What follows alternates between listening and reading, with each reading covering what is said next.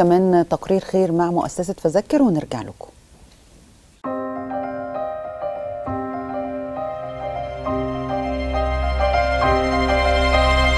السلام عليكم ورحمة الله وبركاته.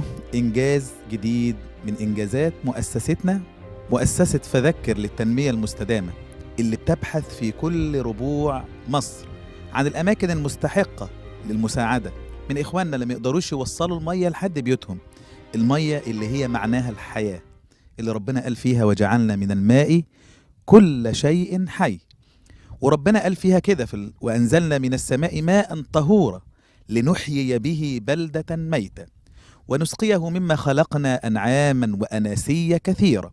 حقيقة جينا هنا عزبة حسين سليمان التابعة لمركز إهناسيا في محافظتنا، محافظة بني سويف، علشان نبحث عن الأماكن بالفعل المستحقة، وكان ده أول بير في هذه العزبة. بقول لحضرتك شارك معانا وما تحرمش نفسك الأجر.